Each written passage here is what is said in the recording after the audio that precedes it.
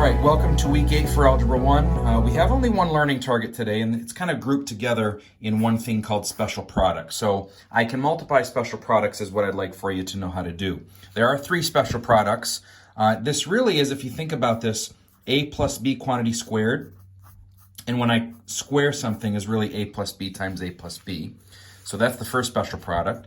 The second one is a minus b quantity squared, which you think about as really just a minus b times a minus b.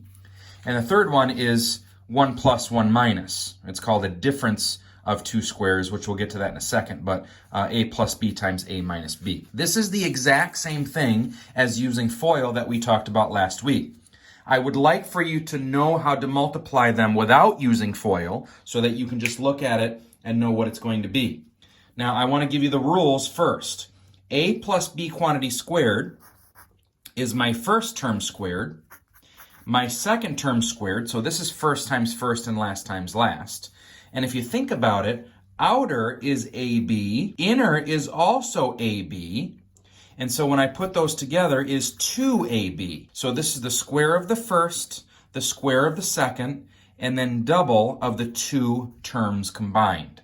We'll do some examples on that in just a moment. Here's my other special product. It really is the same thing. First times first is a squared. Last times last is minus b times minus b, which is a positive b squared. And notice, outer and inner, outer is minus ab. Inner is also minus ab. And so when I put those together is minus 2ab. Notice how these are the same and how these are different. They both have an a squared and a b squared. They're both positive. They both have 2ab in the middle, but the top one is a plus, so the middle term is a plus. The bottom one is a minus, so the middle term is a minus. And then finally, for my other special product, watch what happens here. My first times first is going to be a times a, which is a squared, right? Now, last times last is going to be plus b times minus b, which is going to be minus b squared. And now watch what happens with outer and inner. Outer, I'll write this out, is minus AB, and inner is a positive AB, and those would be canceled. If I were to FOIL those out, outer plus inner would be canceled out, which is why I only have 2 terms here. So let's look at 2 examples each and see what these things are going to look like. So I want to square a binomial. My first example, let's call this example 1, is going to be c plus 7 quantity squared. Here's what I like to do. Take the first term and square it. That's c squared.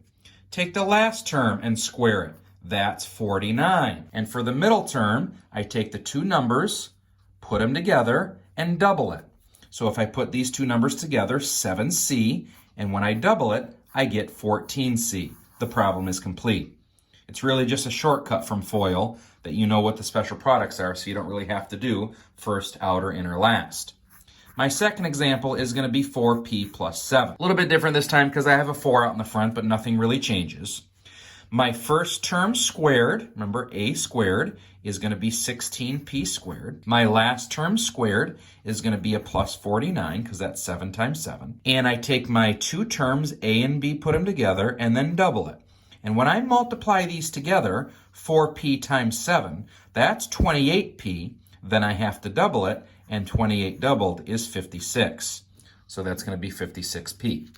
Same process for the second special product. Let's try this with example 3. Let's call this x minus 5 quantity squared.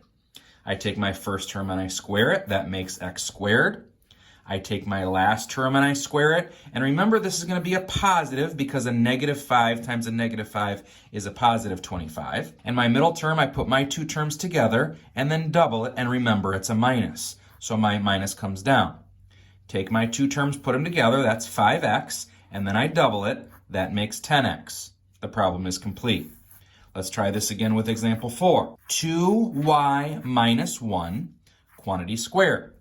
Same thing as before, I have a number out in the front, but everything is still the same. Take the first term and square it. That becomes 4y squared. Square the last term, which is the minus 1. Minus 1 times minus 1 is a positive 1. Take the 2 terms, put them together, and then double it. And don't forget there's a minus in the front. So put these 2 together. 2y times 1 is really just 2y. And then when I double it, I get 4y. Final answer is 4y squared minus 4y plus 1. And in my opinion, the last one is the easiest of all three because there's only two terms to worry about. The first term squared minus the second term squared. I want to try three of these because they're so quick. My first one is going to be y plus 8 times y minus 8. All right, so square the first term. That's going to be y squared. Bring down the minus. And b squared is 8 squared, which is just 64. Remember, there is no middle term because outer, which would be negative 8y, and inner, which is positive 8y, would cancel, so I'm done with the question here. Let's try example 6. Let's call this 3m plus 2 and 3m minus 2. All right, so square the first minus square the second. Square the first, this is going to be 9m squared. Don't forget to square the 3 also. Minus square the second number. 2 squared is 4, or 2 times 2 is 4. And I'm done. Very simple, very quick. Final question of the day. Let's call this 9x plus 2y and 9x minus 2y. A little bit different because there's two variables now, but it's really the same process. Square the first minus square the second. Square the first, that's going to be 81, and then the x squared, minus square the second, that's going to be 4, and then don't forget the y squared. And that's it. And remember, the outer, which is going to be negative 18xy, and inner, which is positive 18xy, would then be canceled. So these are your three special products for the week. Just memorize these. There are tons and tons of YouTube videos and other resources online for you to get examples on these if you have any other questions. But remember, a plus b squared is this. A minus b squared is the same exact thing, just a minus in the middle. And then your difference of two squares, which is squaring the first, squaring the second, and putting a minus in between. Hope this is helpful. If you have any other questions, feel free to email me or contact me on Remind.